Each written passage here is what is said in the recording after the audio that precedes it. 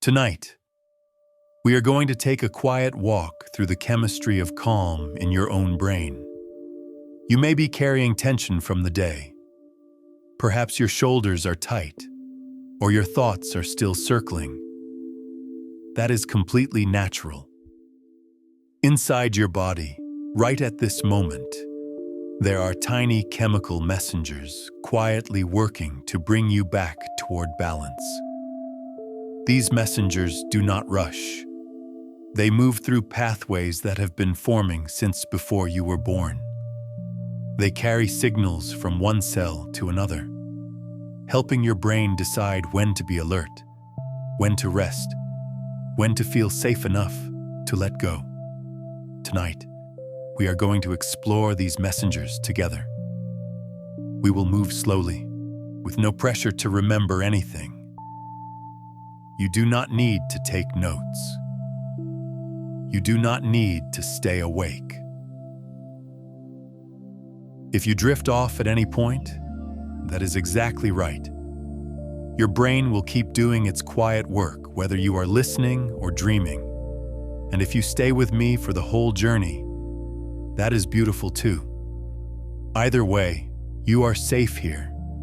We are simply going to keep each other company for a while, as we look at how your body knows how to calm itself. Let us begin at the very beginning, with the smallest building blocks of your nervous system. Your brain is made of many billions of cells called neurons. Each neuron is like a tiny living thread, reaching out to touch other neurons nearby. But neurons do not quite touch. There is a very small space between them, a microscopic gap called a synapse. Think of it as a harbor, with two docks facing each other across a quiet stretch of water. When one neuron wants to send a message to another, it cannot simply shout across the gap.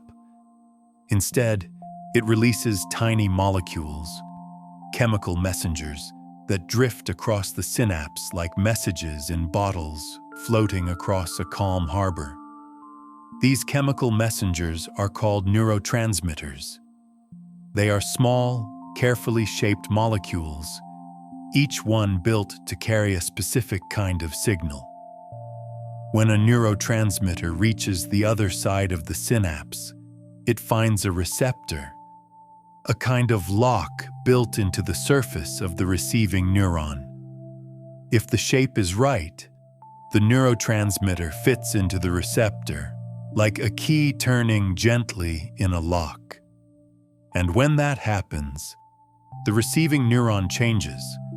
It might become more likely to send its own signal, or it might become quieter, less likely to fire. This is how your brain communicates with itself. Billions of tiny harbors, billions of quiet exchanges, happening every moment of your life. Some of these exchanges say, go, and some say, rest. Your brain is always balancing these two kinds of signals. On one side, there are neurotransmitters that help you stay alert, focused, ready to respond. These are the ones that wake you up in the morning, that help you notice important things, that prepare your body to move. On the other side, there are neurotransmitters that help you slow down, rest, and recover. These are the ones that quiet overactive circuits, that help you feel safe enough to stop scanning for danger, that ease you into sleep. Neither side is bad. You need both. Being alert and motivated is not a problem, as long as there is also time to rest. Being calm and still is not laziness. It is a necessary part of staying balanced. The challenge comes when the balance tips too far in one direction for too long. When your brain stays in go mode for days or weeks without enough recovery time, the chemistry of alertness can start to feel uncomfortable. Your heart might race more easily. Your thoughts might loop. Sleep might become harder to find. But even then, even when the balance has tipped, your brain is still trying.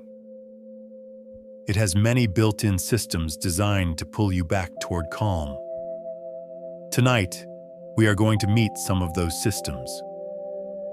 Before we go deeper, let us take a moment to acknowledge the chemistry of alertness, without fear, without judgment. When you feel stressed or anxious, part of what you are feeling is the work of certain neurotransmitters and hormones. One of them is called norepinephrine.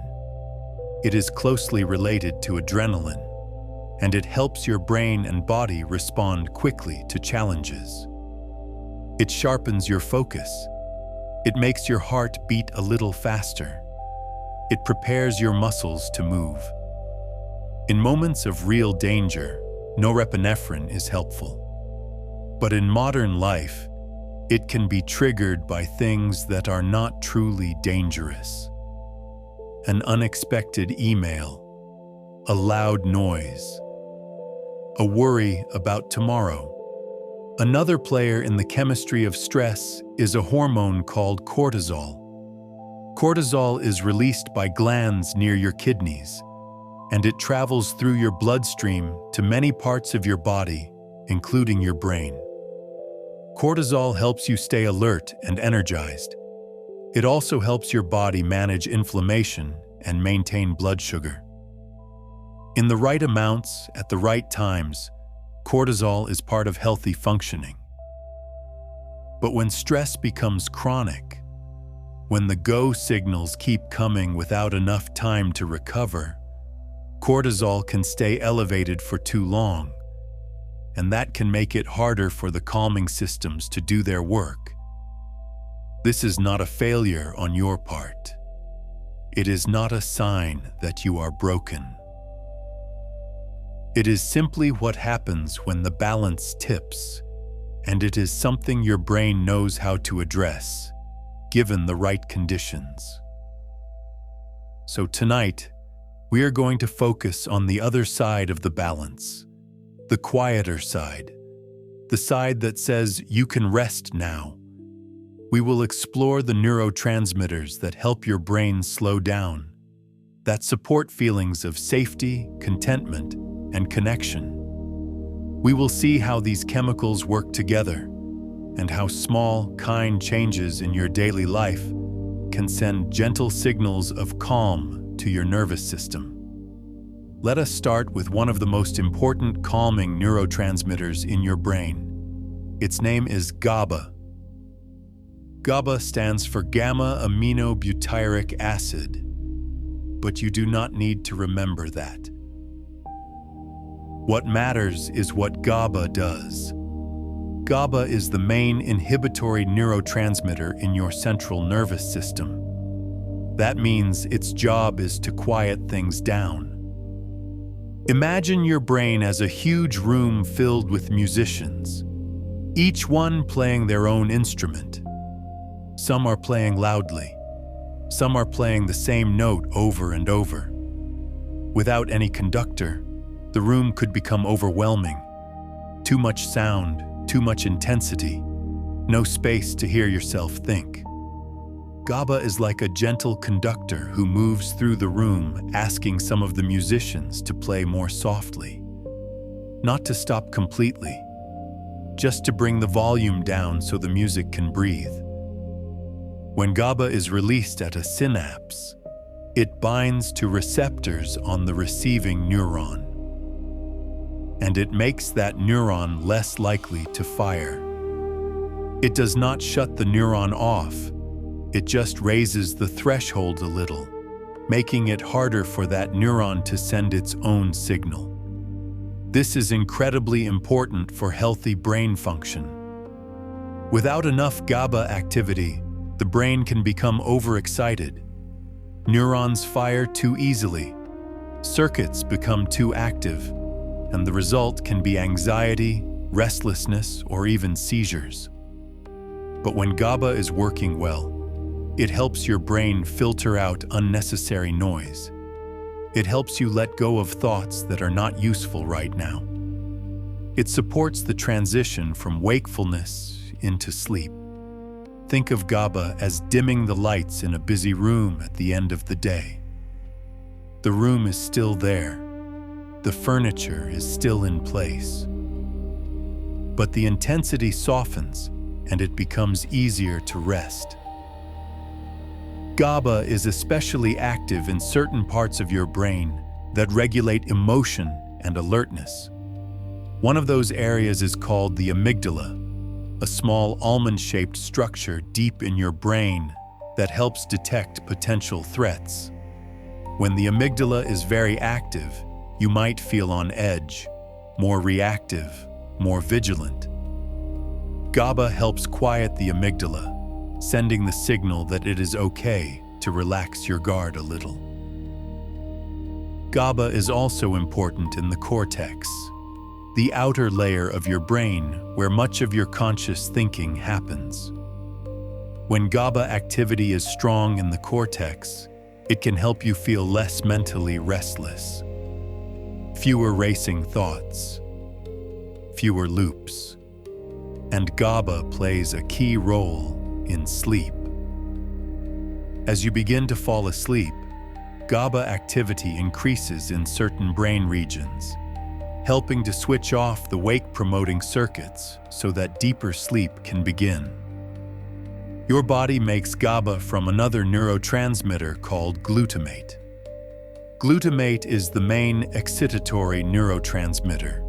It is the go signal, the one that makes neurons more likely to fire. It is beautiful in a way that the brain can take the chemistry of activation and transform it into the chemistry of calm. Glutamate becomes GABA with the help of a single enzyme. It is like turning up the volume on one instrument and at the same time creating the space to turn it back down. There are many things in modern life that can interfere with GABA activity. Chronic stress, poor sleep, and certain substances can all reduce the effectiveness of GABA signaling. But there are also gentle, everyday experiences that support GABA. Deep, rhythmic breathing, especially breathing that is slow and steady, can help activate calming circuits in your nervous system. Certain forms of movement, like walking or gentle stretching, can also support GABA activity. Not intense exercise, but movement that feels comfortable and grounding. And perhaps most importantly, safety. When your brain receives consistent signals that you are safe, that you are not in danger, that you can let your guard down, it becomes easier for GABA to do its work. Safety does not mean that nothing bad will ever happen. It means that right now, in this moment, you are okay. Your body is warm. You have a place to rest. The immediate threats are low. That simple sense of okay enough, of being held by something stable, is one of the most powerful signals you can send to your nervous system. Let us move now to another neurotransmitter, one that you have probably heard of before.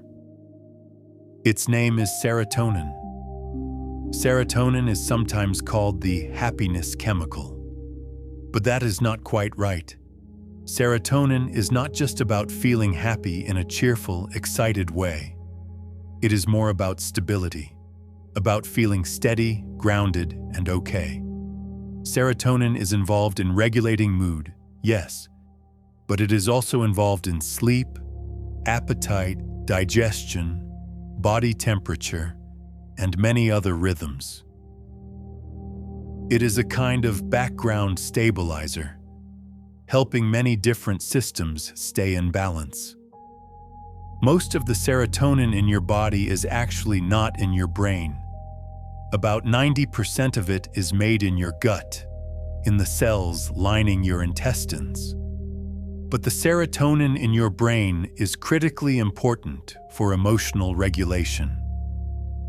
When serotonin signaling is strong and steady, it is easier to feel a sense of contentment, a sense that things are okay, even if they are not perfect. Serotonin does not create a burst of excitement. It is quieter than that. It is the feeling of sitting in a warm room on a cold day, or finishing a good meal, or lying down in a bed that feels familiar. It is the chemistry of okay enough.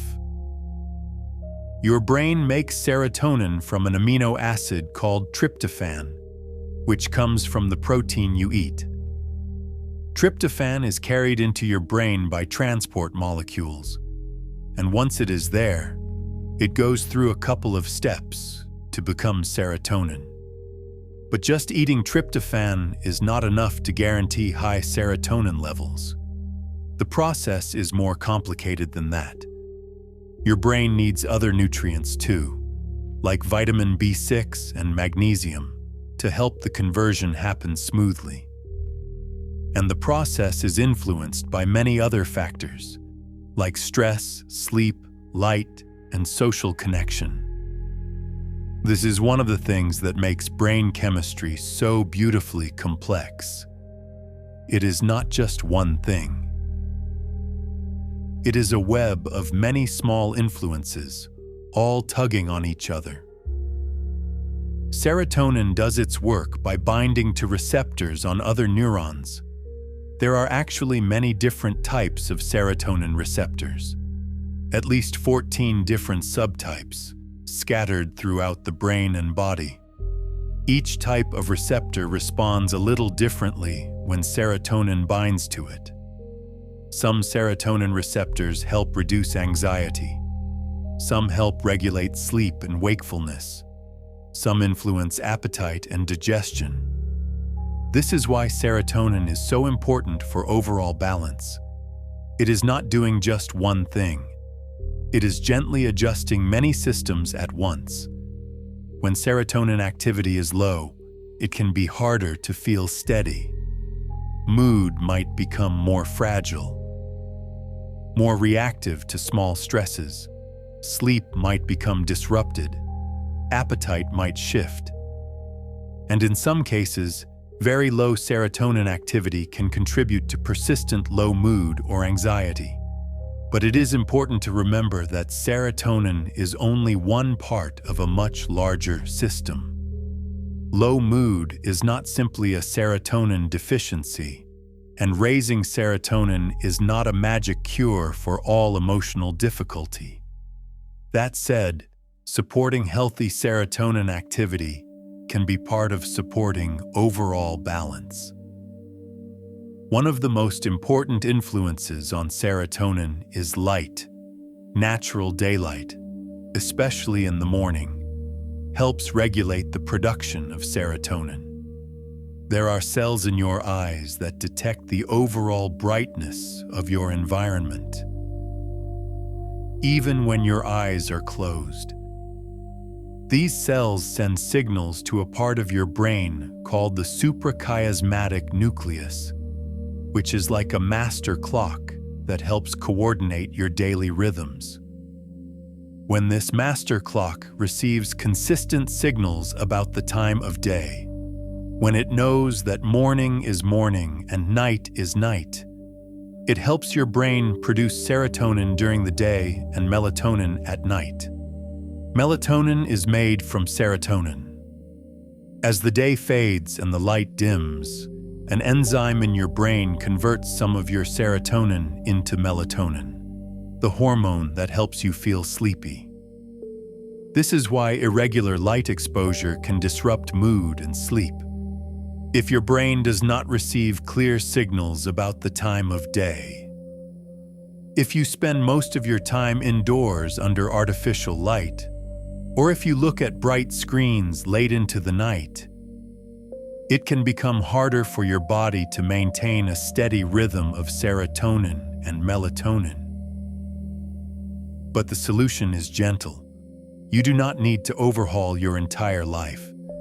Simply spending a few minutes outside in the morning, even on a cloudy day, can help. Another influence on serotonin is social connection. Feeling safe with other people, feeling seen, valued, and cared for, can support serotonin activity. This does not mean you need to be surrounded by people all the time.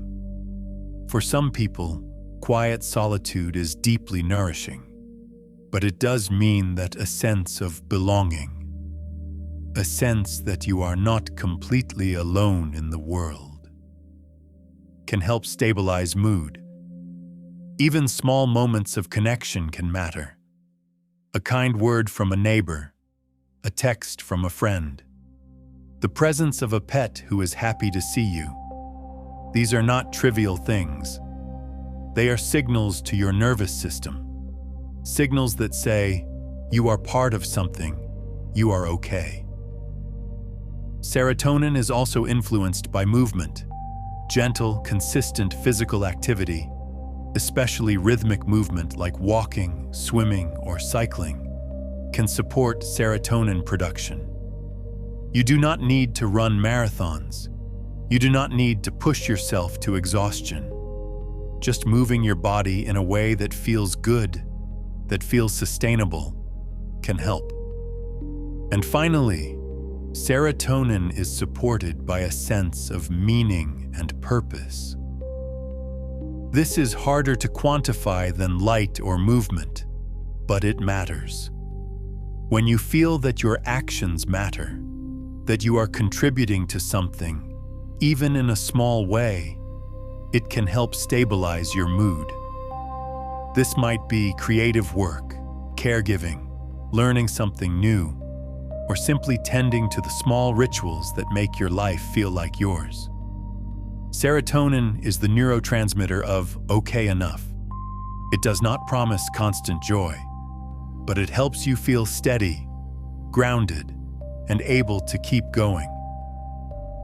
Now let us turn to a neurotransmitter that is often misunderstood. Its name is dopamine. Dopamine is sometimes called the pleasure chemical, but that is only part of the story. Dopamine is not really about pleasure in the moment. It is more about motivation, about the anticipation of something good and the drive to move toward it. Dopamine is what gets you out of bed in the morning. It is what helps you focus on a task, even when it is difficult. It is what makes you feel energized when you are working toward a goal. But dopamine can also drive restlessness. When dopamine is very active, you might feel a strong urge to seek, to search for the next thing, the next notification, the next bit of novelty. This is where the balance comes in. Dopamine is not bad, but the way it is triggered matters. Your brain releases dopamine in response to rewards, but also in response to the expectation of rewards.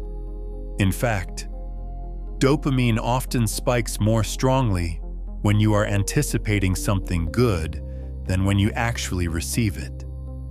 This makes sense from an evolutionary perspective. Dopamine motivates you to go find food, to seek connection, to explore your environment. It keeps you moving. But in modern life, this system can be hijacked. Many of the things we interact with every day, social media, video games, gambling, even shopping, are designed to trigger dopamine in a very specific way. They create a pattern of unpredictable rewards. You do not know exactly when the next notification will arrive, or whether the next swipe will show you something interesting. This unpredictability makes dopamine spike more strongly. Your brain stays in a state of anticipation, always seeking, always checking, never quite satisfied. Over time, this can create a kind of restlessness. It can make it harder to feel content with slow, predictable rewards. But dopamine can also support a sense of calm satisfaction when it is tied to meaningful, completed actions. When you finish a project you have been working on, when you help someone and see the result, when you learn something new and feel it click into place. Dopamine is part of that experience. The difference is in the pacing. Fast, unpredictable dopamine hits create a sense of urgency and craving. Slow, earned dopamine rewards create a sense of accomplishment and contentment. This is one reason why having a routine, having small, achievable goals that you can complete each day, can support emotional balance. It gives your dopamine system something to work with, something that feels satisfying without being overwhelming. Finishing a load of laundry, cooking a simple meal, watering a plant. These are not dramatic accomplishments, but they are real, and your brain notices. Dopamine is also closely connected to your body's stress response. When you are stressed, your brain can shift dopamine activity toward vigilance and seeking, trying to find a solution, trying to escape the discomfort. This can make it harder to rest. Even when you are lying in bed, your mind might keep searching, replaying the day, planning for tomorrow, looking for something to fix. But when you feel safe, when you have completed the tasks that feel most urgent, or when you have accepted that some things will have to wait until tomorrow, dopamine can shift toward a quieter mode. Instead of driving you forward, it can support a sense of enough for now. One way to support this shift is to create clear boundaries between activity and rest. This might mean setting a specific time in the evening when you stop checking your phone. Or it might mean having a small ritual that signals to your brain the doing part of the day is over. Making a cup of tea, dimming the lights, changing into comfortable clothes. These are not magic, but they are signals, and over time, your brain learns to associate these signals with the transition from seeking to resting. Dopamine is part of what makes life feel vibrant and purposeful, but it works best when it has time to cycle, when there is space between the seeking and the finding, between the effort and the rest. Now let us meet another neurotransmitter, one that works in a different way. This one is not made inside neurons. It is made in a gland at the base of your brain, and it travels through your bloodstream as a hormone, reaching many parts of your body at once. Its name is oxytocin. Oxytocin is sometimes called the love hormone or the bonding hormone. And while those names capture something real, they do not tell the whole story. Oxytocin is deeply involved in social connection, but it is also involved in trust, in feeling safe, and in the ability to let your guard down. When oxytocin is released in your brain, it can reduce activity in the amygdala, the part of your brain that watches for threats. It can make social cues feel warmer and more positive. It can help you feel less alone.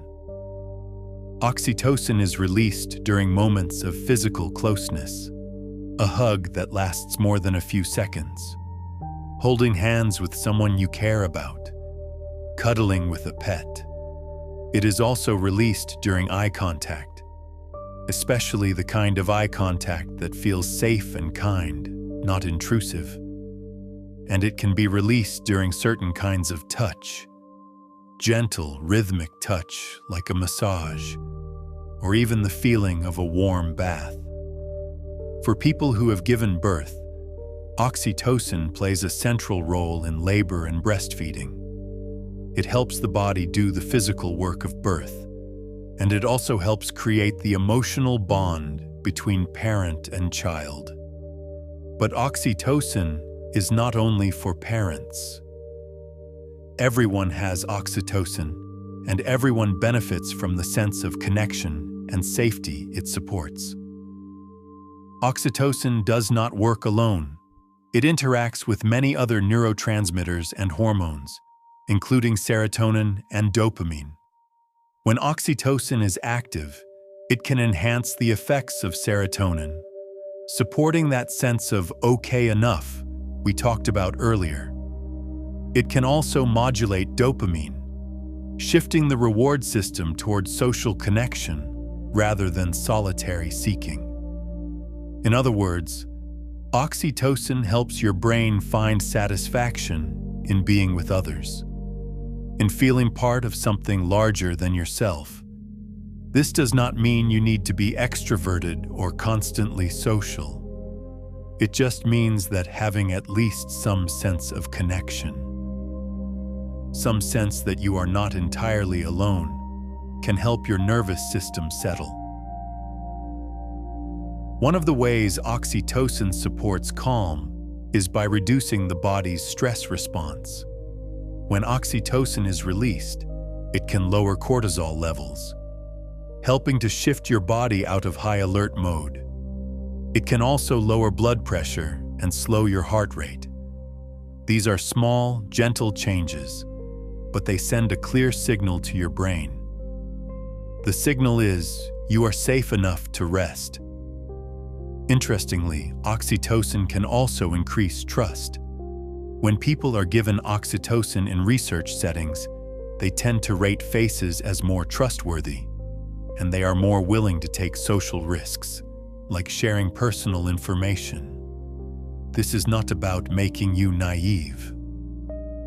It is about shifting the balance from defaulting to suspicion toward defaulting to openness when the situation feels safe.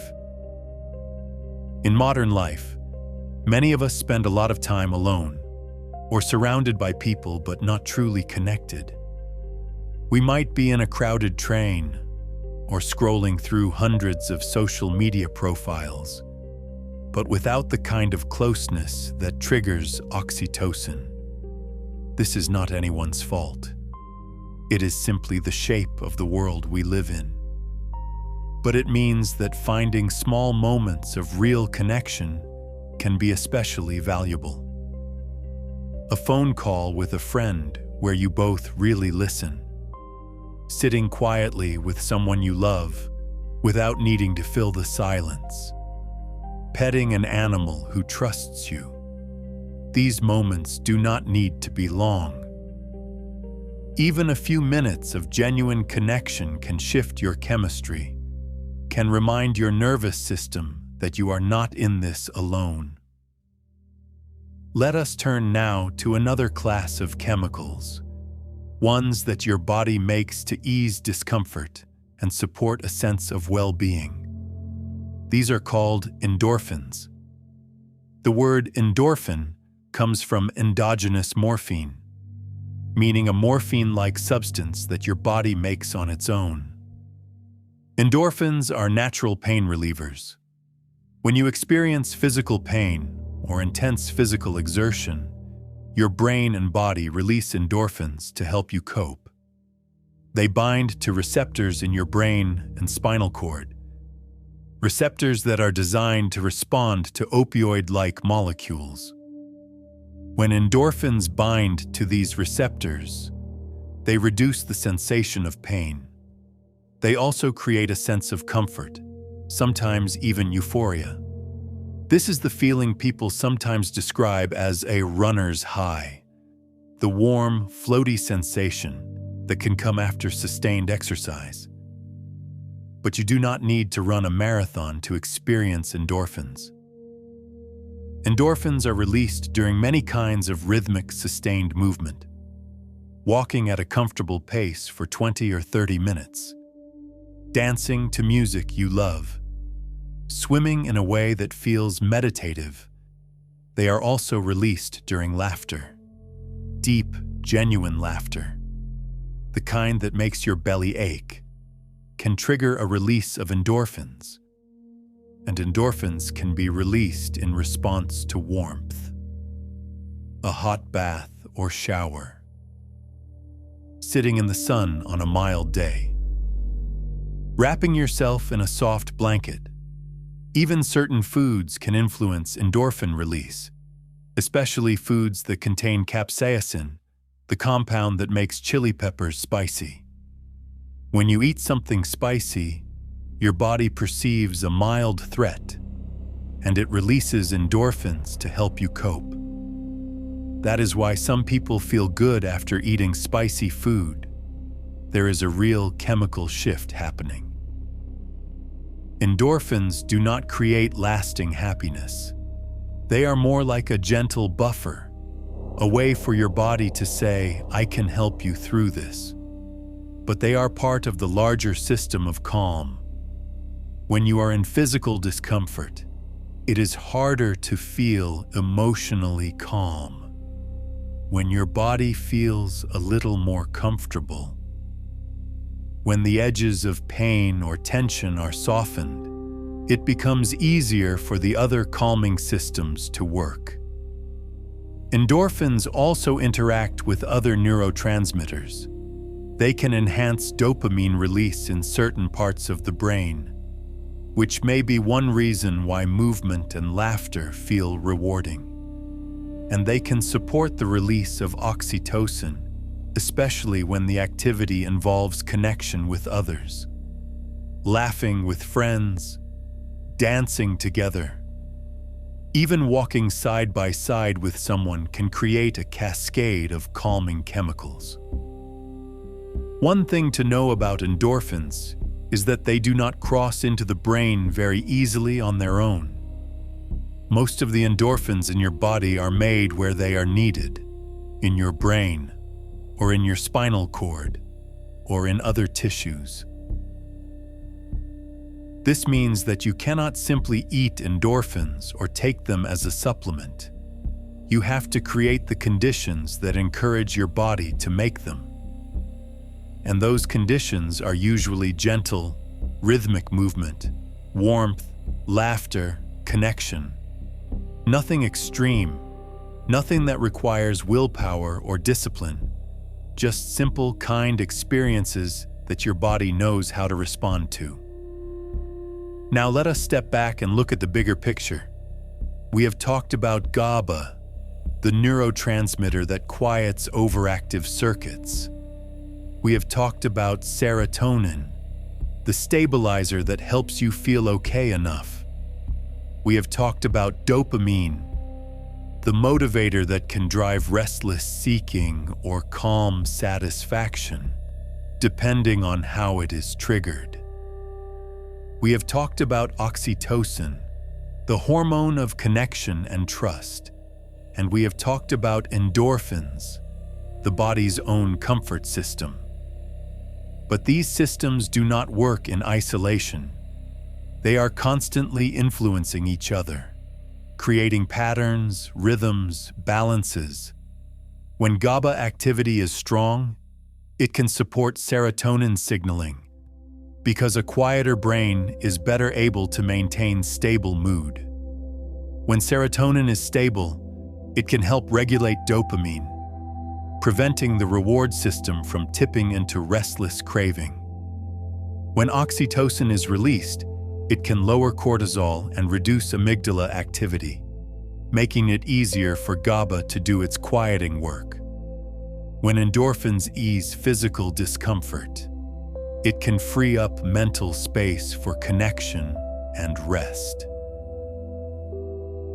This is the beautiful complexity of your brain. It is not one switch. It is a network of many small systems, each one tugging gently on the others. Sometimes people talk about brain chemistry as if it were simple. Just increase serotonin and you will be happy. Just boost dopamine and you will feel motivated. But it is not that simple. Neurotransmitters do not work like light switches. They work like instruments in an orchestra. Too much of one neurotransmitter can throw off the balance. too little of another can make it harder for the whole system to function smoothly. And the same neurotransmitter can have different effects in different parts of the brain or at different times of day. This is why there is no single magic molecule that creates calm. Calm is not a chemical. It is a state, a pattern of activity across many systems, all working together. But here is the hopeful part. Because calm is a pattern, not a single chemical, there are many ways to support it. You do not need to fix everything at once. You do not need to overhaul your entire life. Small changes in one system can ripple out, gently influencing the others. A little more sleep can support GABA and serotonin. A few minutes of morning light can help regulate your body's daily rhythms. A moment of connection can trigger oxytocin, which can lower cortisol, which can make it easier for GABA to quiet your mind. None of these things is a cure, but together they can shift the balance, just a little, toward calm. Let us talk now about how modern life tugs on these systems, not to create guilt or fear, but just to understand. Many of the ways we live today are very different from the environments in which these neurotransmitter systems evolved. For most of human history, people lived in small groups, with predictable daily rhythms, consistent exposure to natural light, and regular face-to-face connection. They moved their bodies every day, not for exercise, but just as part of living. They ate foods that took time to gather or grow. They had quiet evenings without screens or artificial light. And while life was certainly difficult in many ways, there was also a natural rhythm that supported the chemistry of calm. Today, many of us live very differently. We spend most of our time indoors under artificial light. We sit for long hours. We are surrounded by screens that deliver constant stimulation. Notifications, messages, news, entertainment. We often eat quickly, without much thought. We stay up late looking at bright screens that tell our brains it is still daytime. And we may go days without meaningful face-to-face connection. None of this is inherently bad. Modern life has brought incredible benefits: connection across distances, access to information, medical advances, creative possibilities. But it does create certain challenges for our neurotransmitter systems. Constant notifications and unpredictable rewards can keep dopamine in a state of restless seeking. Your brain never gets the signal that it is done, that it has found what it was looking for. Bright screens late at night can interfere with the shift from serotonin to melatonin, making it harder to fall asleep and harder to feel stable the next day. Chronic stress, from work pressures, financial worry, or simply the pace of modern life, can keep cortisol elevated, which makes it harder for GABA to quiet your mind. And isolation, or the particular kind of loneliness that can exist even in a crowded city, can reduce oxytocin, making it harder to feel safe and connected. But again, the point is not to create fear or overwhelm. The point is simply to notice. When you notice these patterns, you can make small adjustments. Not all at once, not with rigid rules, but gently. Maybe you set a time in the evening when you put your phone in another room. Maybe you take a short walk outside in the morning, even if it is just around the block. Maybe you reach out to one person this week and have a real conversation. These are not life-changing interventions, but they are signals to your nervous system that say it is okay to slow down. Let us talk about sleep for a moment. Sleep is one of the most powerful ways to support the chemistry of calm. During sleep, your brain does many things. It consolidates memories, moving experiences from short-term storage into long-term storage. It clears out waste products that build up during the day. And it recalibrates your neurotransmitter systems. Sleep is when your brain gets a chance to restore balance, to replenish GABA, to reset serotonin and dopamine, to give the stress systems a rest. When sleep is disrupted, whether because of stress, irregular schedules, or environmental factors, it becomes much harder for your brain to maintain balance the next day. You might feel more irritable, more anxious, more prone to rumination. Your dopamine system might push you toward quick rewards and stimulation.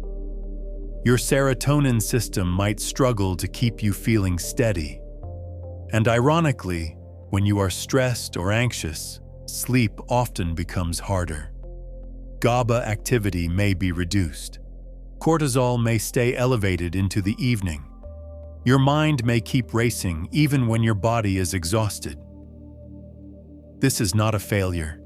It is a feedback loop, a pattern that many people experience.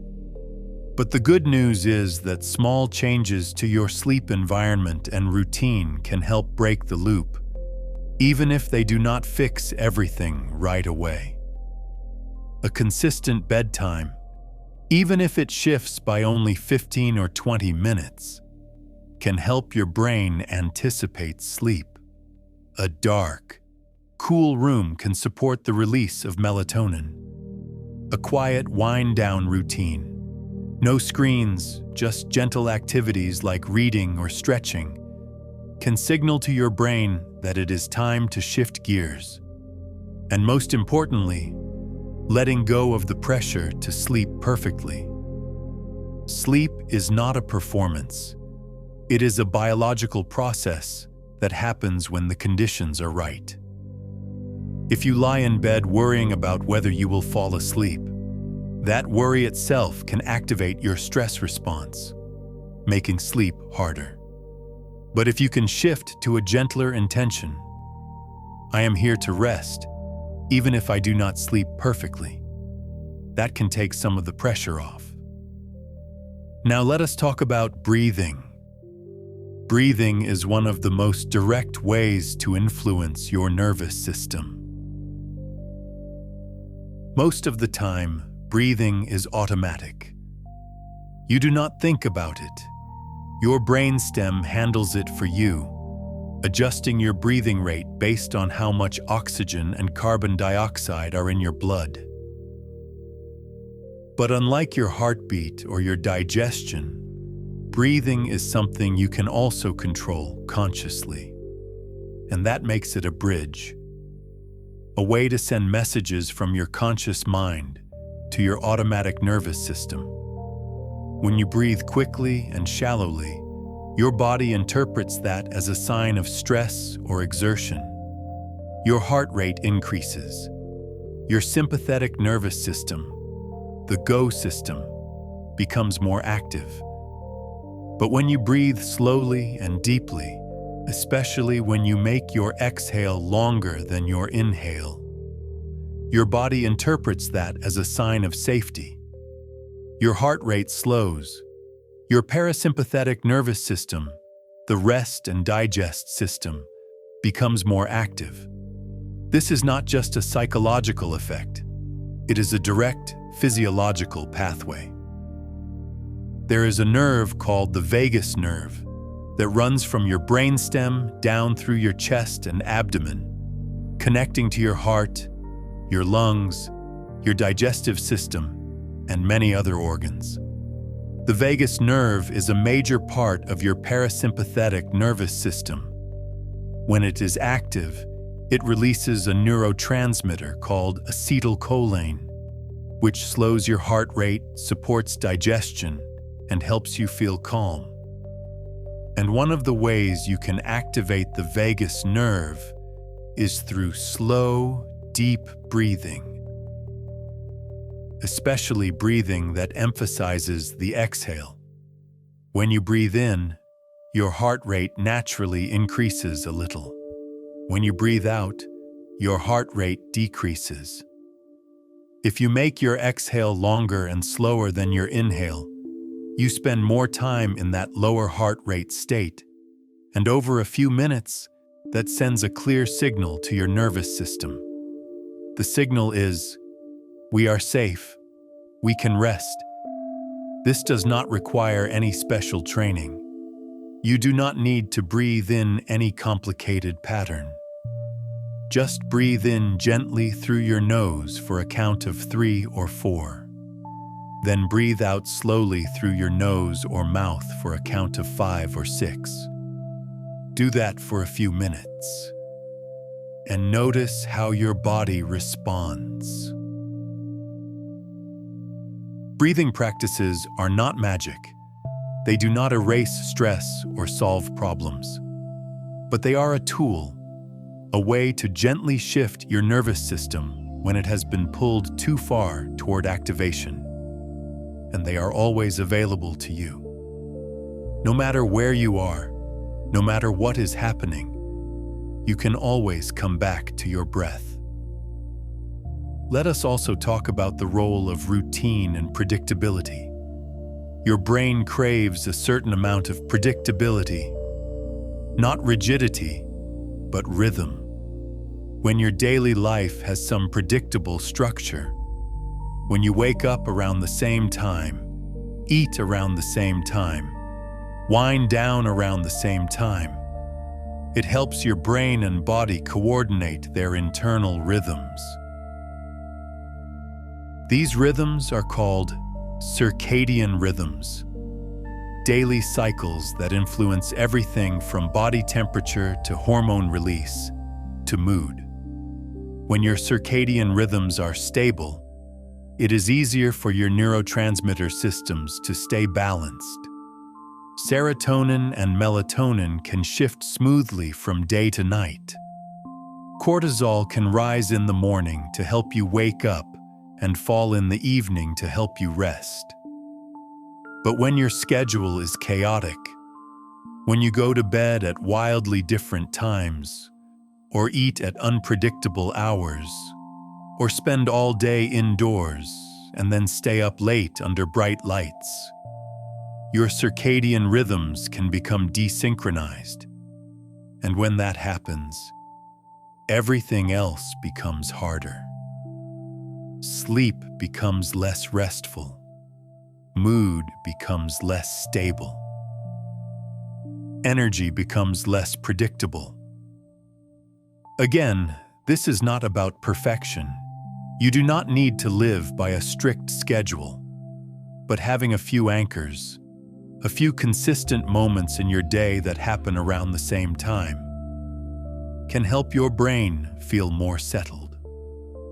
Morning light at roughly the same time each day, a wind-down routine in the evening, a meal or a walk or a moment of stillness that marks the transition from one part of the day to another. These small anchors are signals. They help your brain know where it is in the day, and that sense of orientation can support calm. Now let us take a moment to acknowledge something important. Everything we have talked about tonight, the neurotransmitters, the rhythms, the small signals of safety, all of this exists within a larger context. Your brain chemistry does not exist in a vacuum. It is shaped by your experiences, your environment, your relationships, your history. If you have experienced trauma, your nervous system may be more easily triggered into high alert, and it may take longer to return to baseline. If you are living in chronic stress, whether from financial insecurity, discrimination, caregiving demands, or any other sustained pressure, your chemistry will reflect that. And if you are dealing with a mental health condition like depression or anxiety, your neurotransmitter systems may be functioning differently, in ways that are not simply a matter of willpower or lifestyle changes. This is why it is so important to hold all of this gently. The things we have talked about tonight: light, movement, connection, breathing, routine. These are not solutions. They are supports. They are small, kind ways to work with your nervous system, to send signals of safety and calm when it is possible. But they are not a replacement for professional support when it is needed. They are not a cure for trauma. They are not a fix for systemic stress. They are simply tools, gentle, accessible tools that can help when the conditions are right. And even when things are difficult, even when your chemistry feels out of balance, your brain is still trying.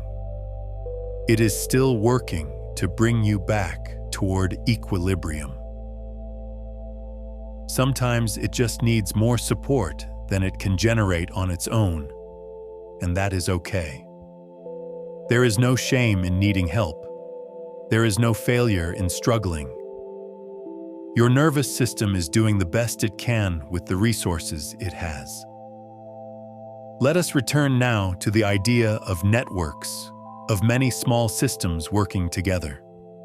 Throughout this journey, we have met individual neurotransmitters: GABA, serotonin, dopamine, oxytocin, endorphins. But the real story is not about any single chemical. The real story is about how these systems communicate with each other, how they create feedback loops, how they amplify or dampen each other's signals. When you experience a moment of connection with another person, oxytocin is released. That oxytocin can reduce activity in your amygdala, making you feel less threatened. With the amygdala quieter, GABA can work more effectively, further calming overactive circuits. With those circuits calmer, serotonin signaling can stabilize, supporting a sense of okayness. And with serotonin stable, dopamine is less likely to push you toward restless seeking, which means you can rest more easily. This is just one example, but it shows how a single small experience can cascade through your nervous system, creating ripples of calm. The same is true in the other direction. A night of poor sleep can reduce GABA activity, making your brain more reactive the next day. With less GABA, your amygdala may become more active, making you more vigilant, more easily startled. With the amygdala on high alert, cortisol may stay elevated, keeping your body in a state of mild stress. With cortisol high, it may be harder to connect with others, which means less oxytocin. And with less oxytocin, it may be harder to feel safe enough to sleep well the next night. This is how stress can become self-perpetuating. But it also shows why small interventions can matter. If you can interrupt the loop at any point, if you can support one system, even a little, it can create ripples in the other direction. This is not about fixing yourself. You are not broken. It is about working gently with the systems you have, understanding their rhythms, supporting their balance, and remembering that calm is not a destination. It is not a state you reach and then stay in forever. Calm is something that comes and goes, something that your nervous system cycles through as part of living. There will be times when you feel calm and times when you do not. There will be days when your chemistry feels balanced and days when it feels like everything is too much. Both are normal. Both are part of being human. The goal is not to feel calm all the time. The goal is to trust that your nervous system knows how to return toward calm when it is given the chance, and to offer it that chance as often as you can. Let us talk now about texture.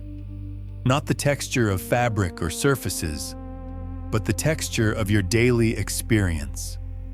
When we think about supporting the chemistry of calm, it can be helpful to think about the quality of moments. Not just what you do, but how you do it.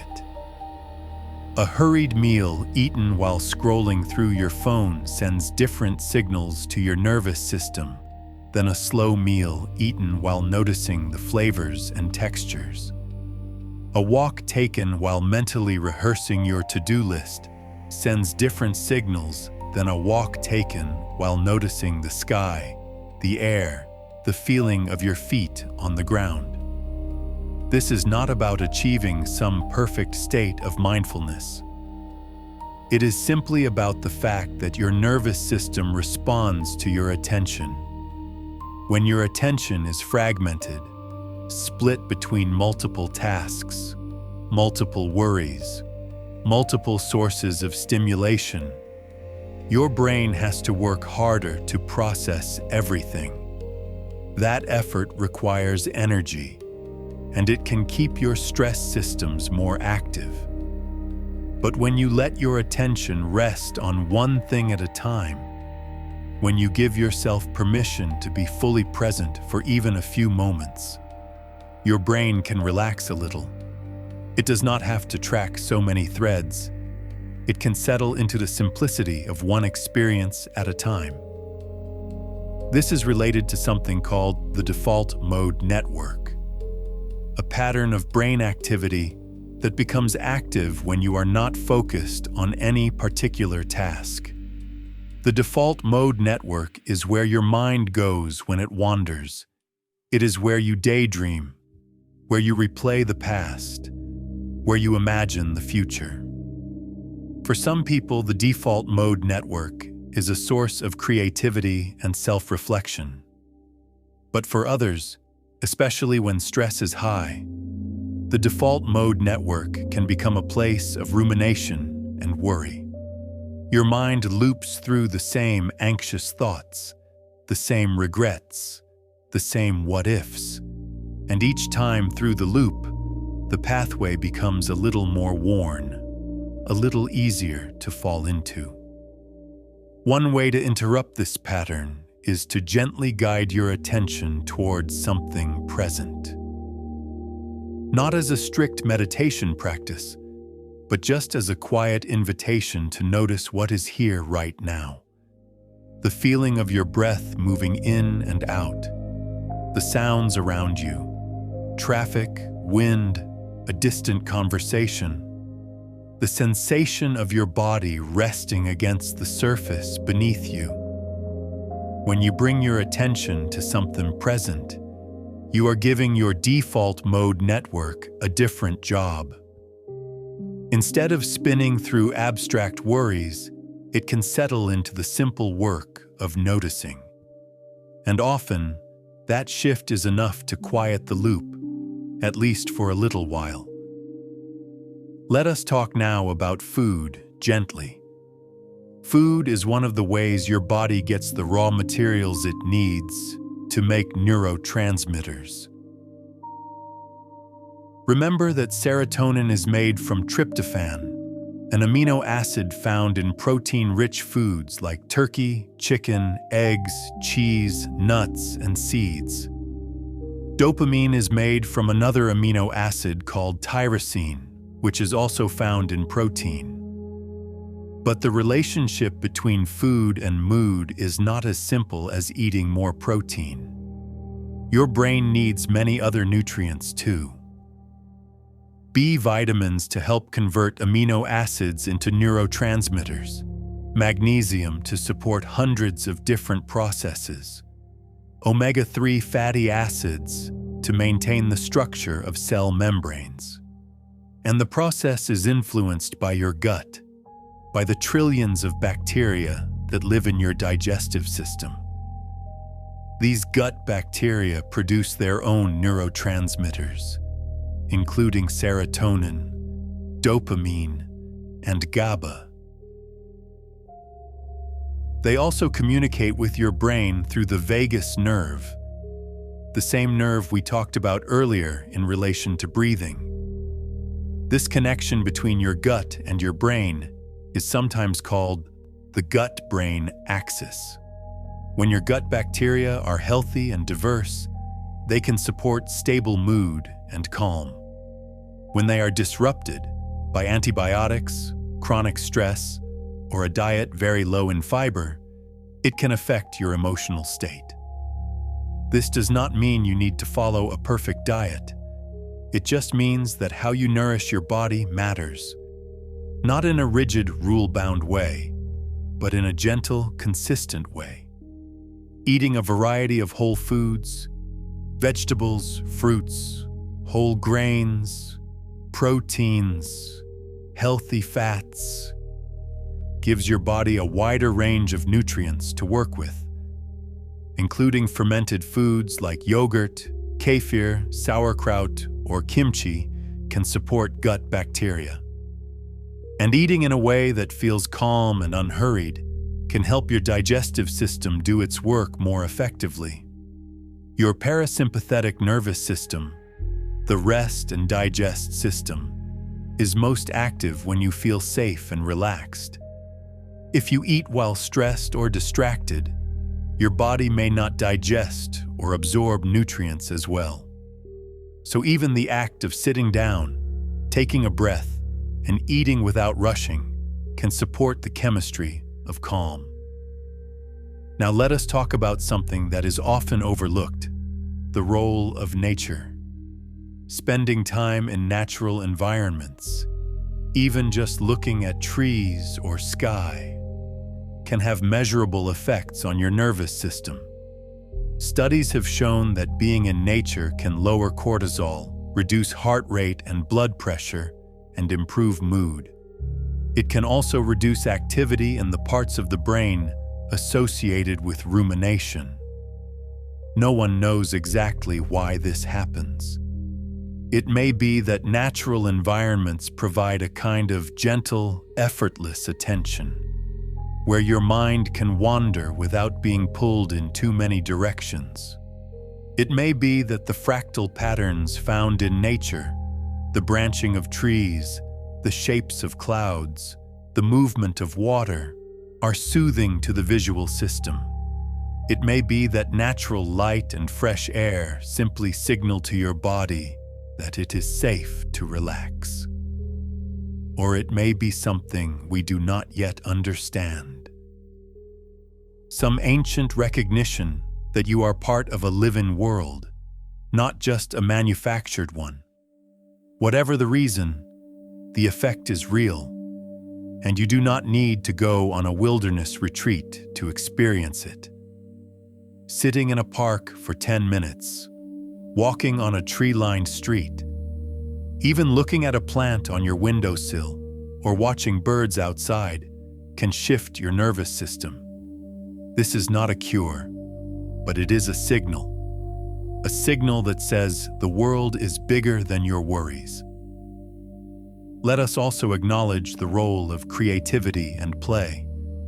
When you engage in something creative, drawing, writing, playing music, cooking, gardening, you are giving your brain a different kind of task. Instead of solving problems or managing worries, you are exploring, experimenting, making something. This kind of activity can activate dopamine, but in a slow, satisfying way, not a restless way. It can also quiet the default mode network, because your attention is occupied with the process, not with rumination. And it can create a sense of meaning, a sense that you are contributing something, even if it is small and just for yourself. Play is similar. When you engage in something playful, whether it is a game, a silly conversation, or just messing around with an idea, you are stepping outside the realm of productivity and efficiency. You are giving yourself permission to do something that has no goal other than the experience itself. And that permission, that release from the pressure to be useful or productive, can be deeply calming. Now let us talk about touch in a broader way. We already mentioned oxytocin and physical closeness, but touch can matter even when you are alone. The sensation of warmth on your skin, from a hot bath, a heating pad, or wrapping yourself in a soft blanket, can activate comfort pathways in your nervous system. Your skin has receptors that respond to temperature, pressure, and texture. When those receptors send signals to your brain that say warm, soft, safe, your brain responds by reducing alertness and increasing relaxation. This is why so many calming rituals involve touch. A warm drink held in both hands. A gentle self-massage of your neck or temples. Running your fingers through your hair. These are not dramatic interventions, but they are real signals to your nervous system. They say, you are allowed to feel comfortable. Music is another pathway.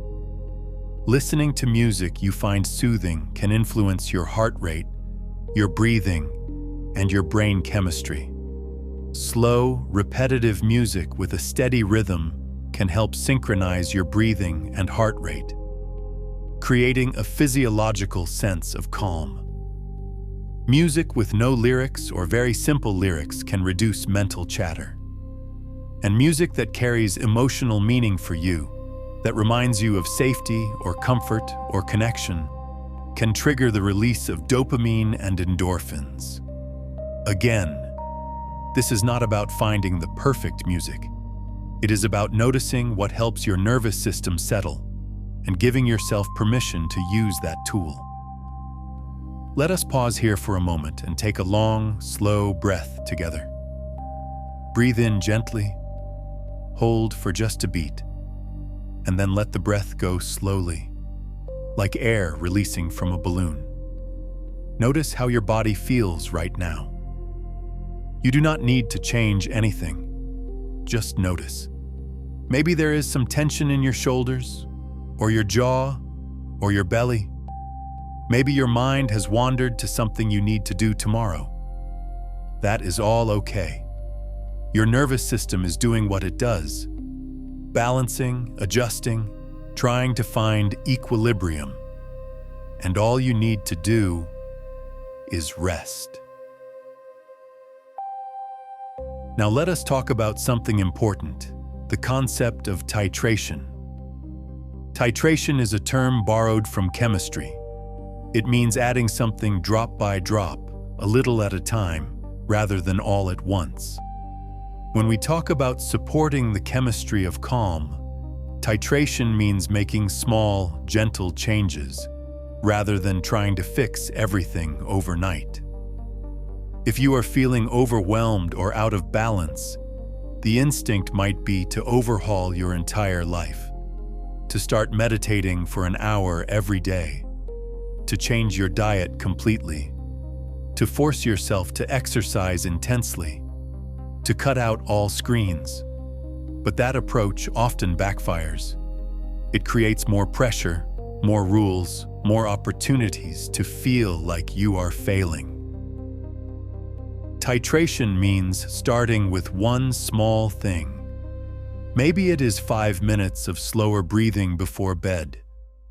Maybe it is stepping outside for a moment in the morning. Maybe it is texting one friend this week. That one small thing sends a signal to your nervous system. And over time, as that signal becomes familiar, you might add another small thing. This is how lasting change happens, not through force, but through gentle, consistent repetition. There is also something important to say about self-compassion.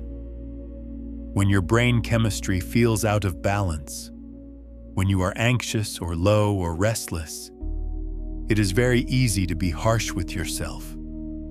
To think I should be able to handle this, or other people manage just fine. Why can't I? But that self-criticism activates the same brain regions as external threat. It puts your amygdala on alert. It raises cortisol. It makes it harder for your calming systems to work. Self-compassion. Treating yourself with the same kindness you would offer a good friend, does the opposite. It can activate oxytocin and endorphin pathways. It can quiet the amygdala. It can support serotonin stability. This does not mean ignoring problems or pretending everything is fine. It just means acknowledging that you are struggling and that struggling is not a character flaw. It is a sign that your nervous system is working hard, maybe too hard, and that it needs support, not punishment. Let us talk now about the concept of window of tolerance. This is a term used in trauma therapy, but it applies to everyone. Your window of tolerance is the range of arousal, from very calm to moderately alert, where you can function well. Inside this window, you can think clearly, connect with others, and respond flexibly to what is happening. When something pushes you above your window of tolerance, you move into hyperarousal. Your heart races, your thoughts speed up. You feel anxious or panicky or overwhelmed. When something pushes you below your window of tolerance, you move into hypoarousal. You feel numb, disconnected, exhausted, foggy. Both states are protective. Your nervous system is trying to help you cope with something that feels like too much. But both states also make it harder to access your calming systems. When you are in hyperarousal, GABA may not be able to quiet your circuits enough. When you are in hypoarousal, you may not have the energy to engage the activities that support dopamine or oxytocin. The goal is not to stay perfectly calm all the time. The goal is to gently widen your window of tolerance so that it takes more to push you out of it, and to learn how to come back into the window when you do leave it. Small, repeated experiences of moving from activation back to calm, or from shutdown back to engagement, can gradually teach your nervous system that it is safe to stay in the window. This is why practices like breathing, movement, and connection matter. They are not about forcing calm. They are about showing your nervous system that it can shift, and that the shift is safe. Now let us think about the role of hope and expectation. Your beliefs about what is possible can actually influence your brain chemistry. This is not magical thinking. It is related to something called the placebo effect, which is a real, measurable phenomenon. When you believe that something will help you feel better, whether it is a medication, a practice, or even a comforting ritual, your brain can begin to produce the chemistry of relief even before the thing has time to work. Your prefrontal cortex, the part of your brain involved in planning and expectation, can send signals down to your brainstem and limbic system that say, "Help is coming, you can relax a little." This does not mean that all treatment is placebo. It just means that hope itself is a neurochemical event. When you believe that change is possible, that you will not always feel this way, that there are things that can help, that belief can activate dopamine pathways and support serotonin stability. And the opposite is also true. When you believe that nothing will ever help, that you are broken beyond repair, that calm is not available to you. That belief can reinforce the very patterns you are trying to change.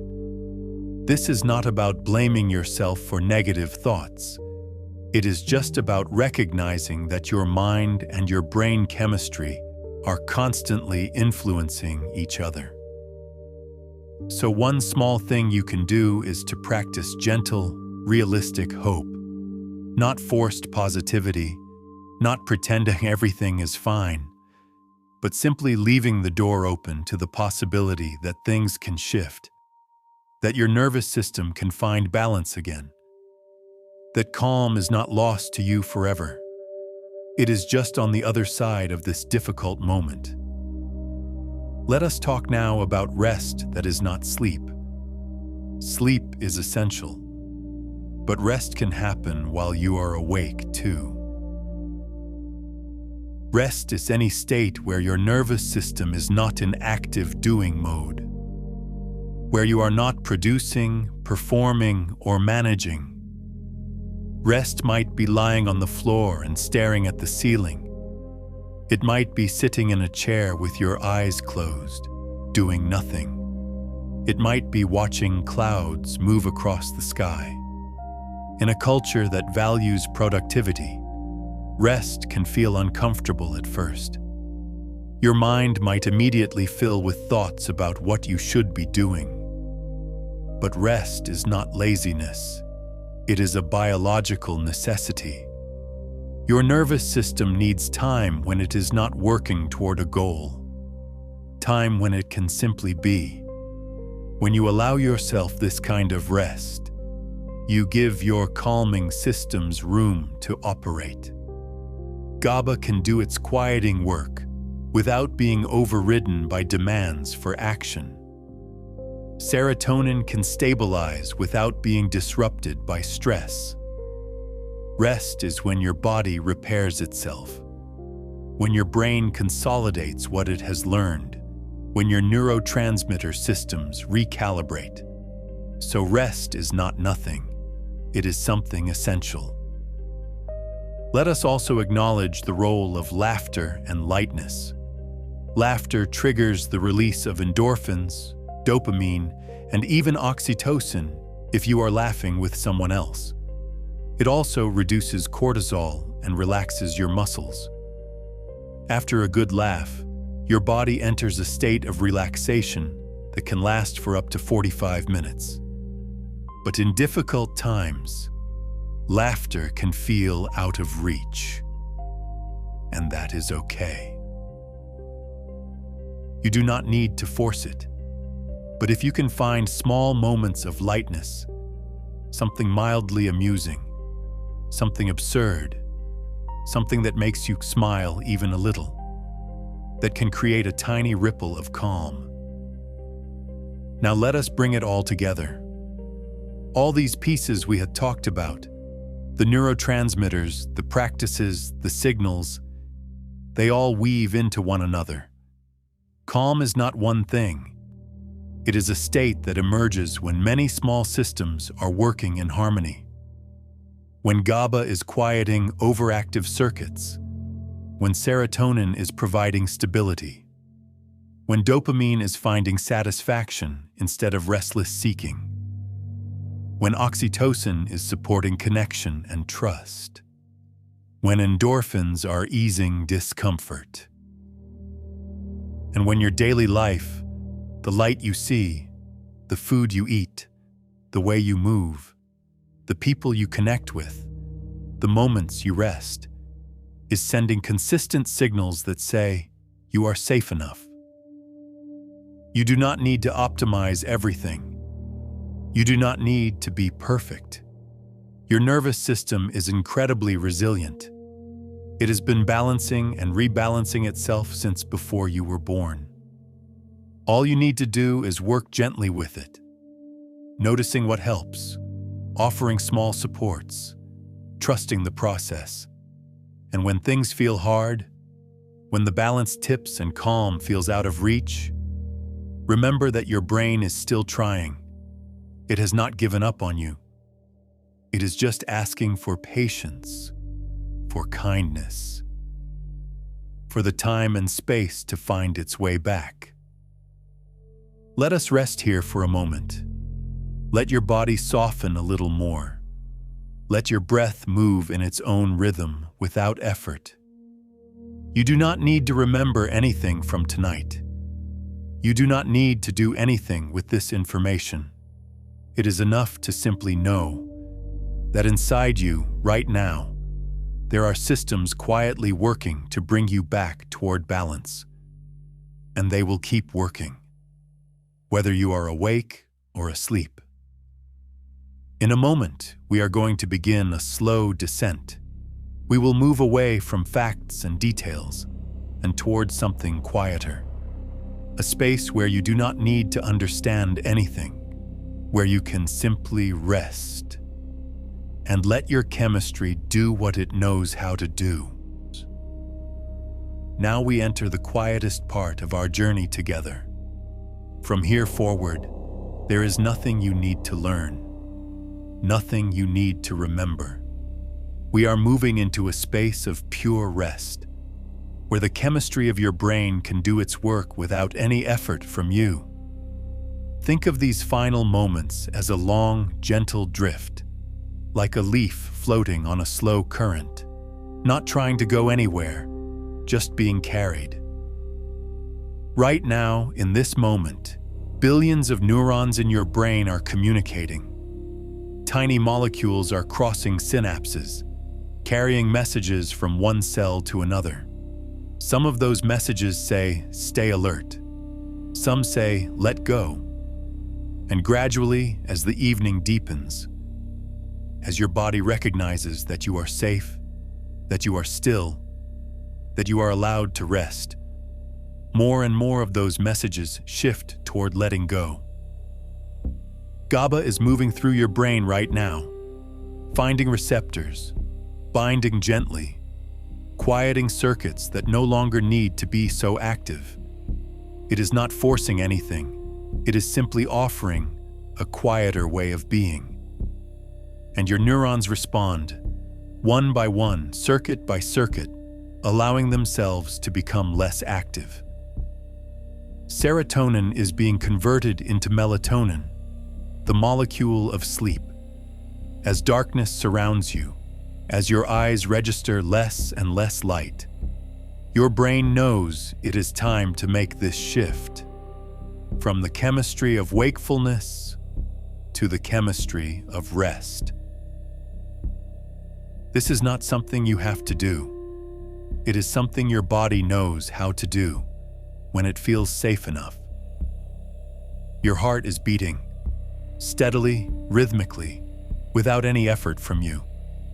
Each beat sends blood through your body, carrying oxygen, carrying nutrients, carrying the building blocks for all the neurotransmitters we have talked about tonight. Your breath is moving, in and out, in and out.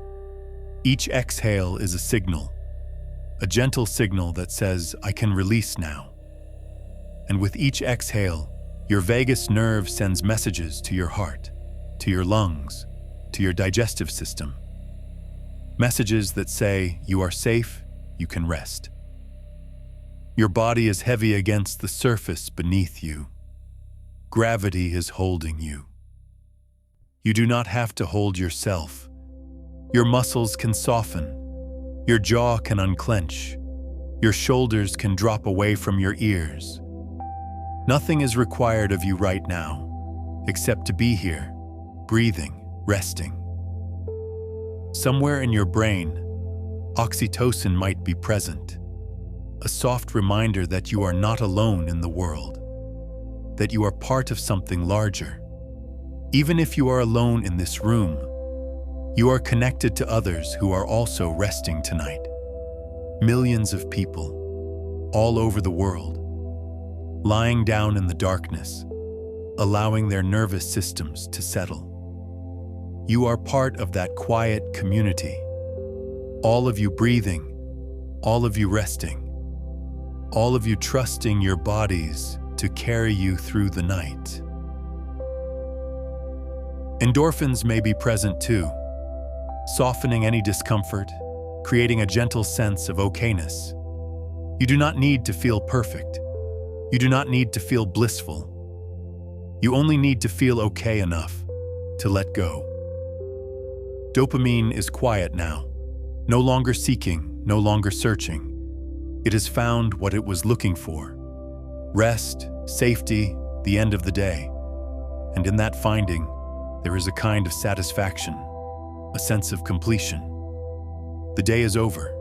You made it through. Whatever happened today, you are here now, and that is enough. Your brain is a living network of light and chemistry.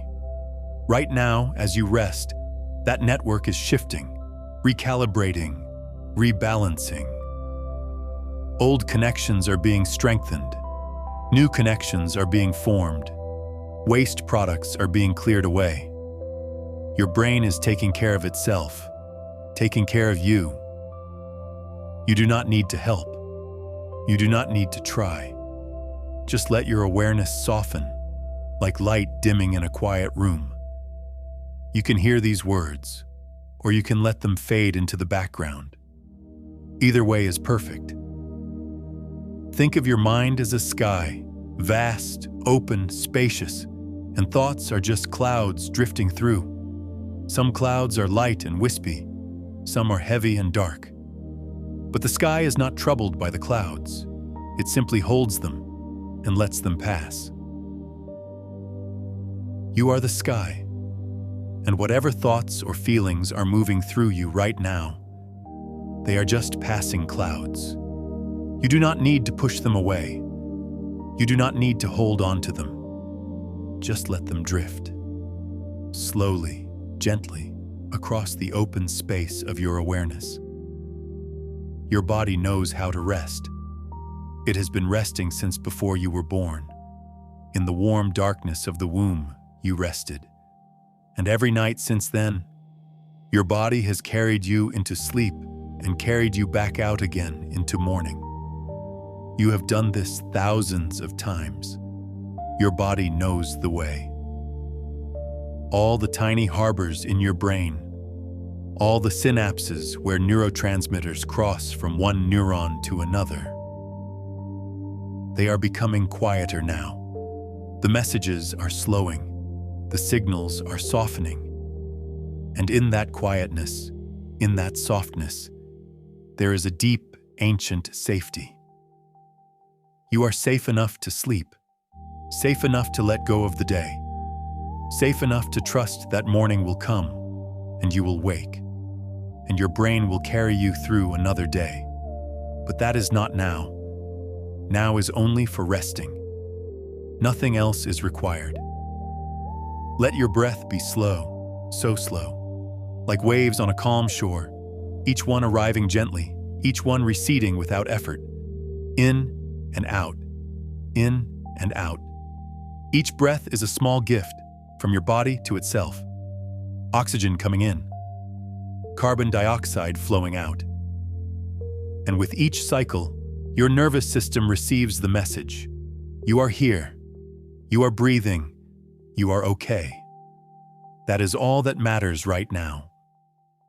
Somewhere deep in your brainstem, in the most ancient part of your nervous system, there is a rhythm being maintained, a rhythm that has been running since you were born, a rhythm that will continue, whether you are awake or asleep, aware or dreaming. This rhythm is not something you control.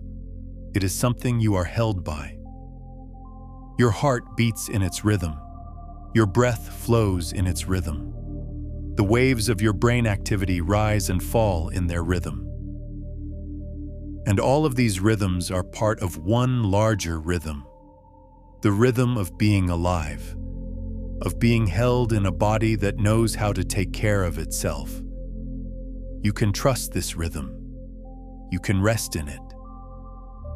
If your mind wanders to something you need to do tomorrow, that is okay.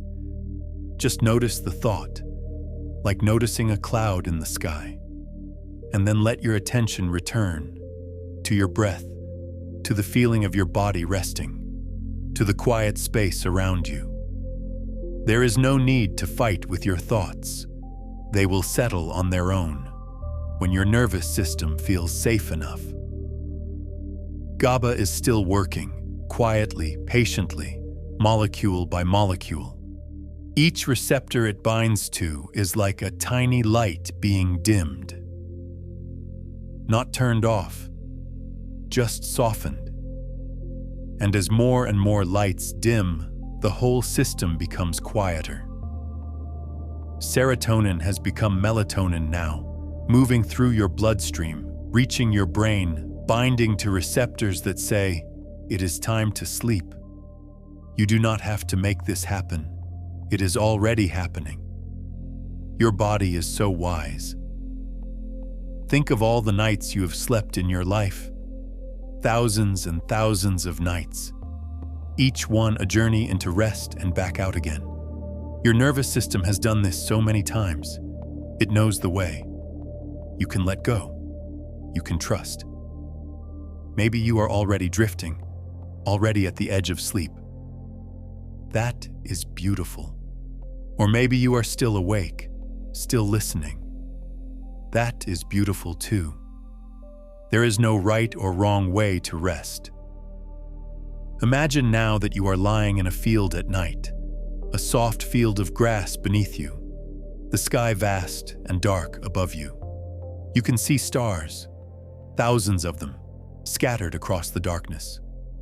Each star is a tiny light, distant, gentle, asking nothing of you. And as you lie there, you realize that you are held by the earth beneath you, held by gravity, held by the quiet darkness that surrounds you. You do not have to hold yourself together. You can let the earth hold you. You can let the night hold you. Your breath is like a gentle tide, rising and falling, rising and falling. And with each fall, with each exhale, you sink a little deeper into rest. A little heavier, a little softer. Inside your brain, neurons are communicating less and less. The busy daytime networks are becoming quiet. New patterns are emerging, slower patterns, deeper patterns, the patterns of sleep. You are transitioning from waking to sleeping, and your brain knows exactly how to make this transition. All the neurotransmitters we have talked about tonight, GABA, serotonin, dopamine, oxytocin, endorphins, they are all present, all working together, creating a state, a beautiful, complex state of rest and recovery. You do not need to understand how they work. You only need to receive what they offer. Let your body become even heavier now, so heavy that you could not lift your arm even if you wanted to. So heavy that your legs feel like they are sinking into the surface beneath you. This heaviness is safety.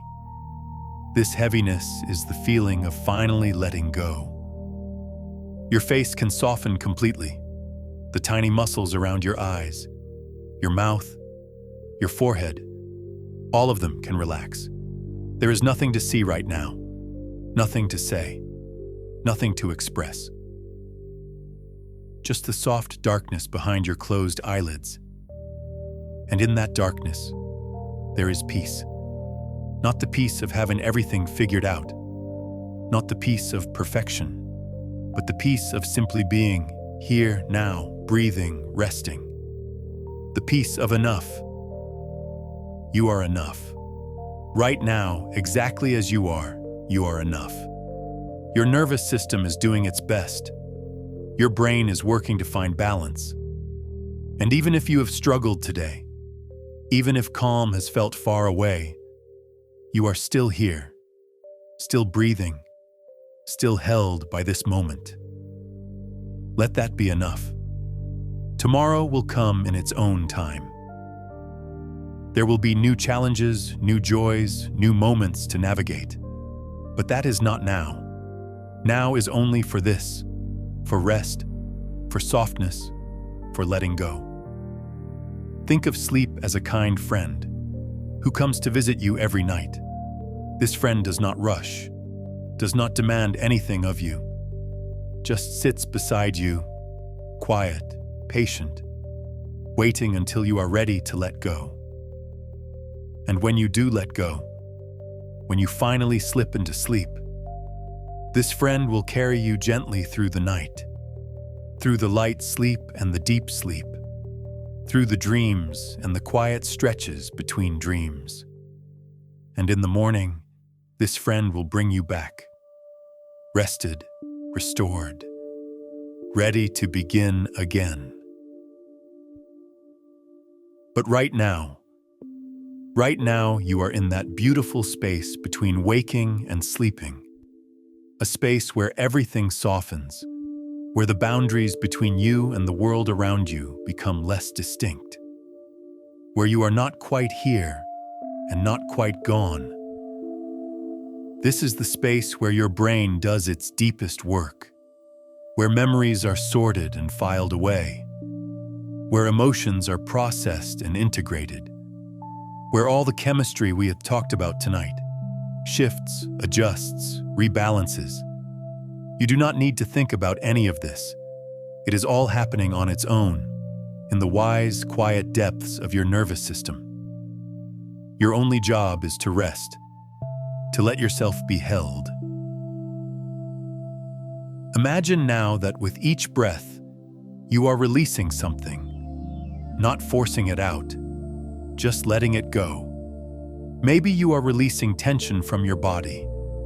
Maybe you are releasing worry from your mind.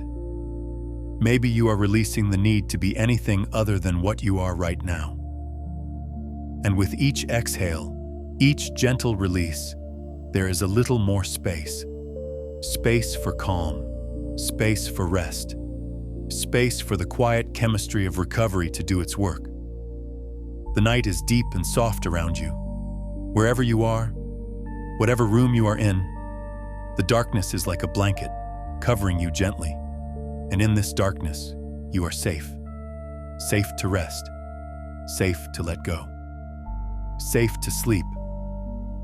Your brain is still working, but it is working quietly now. The neurons are firing less frequently. The waves of electrical activity are becoming slower, longer, deeper. This is the rhythm of sleep beginning.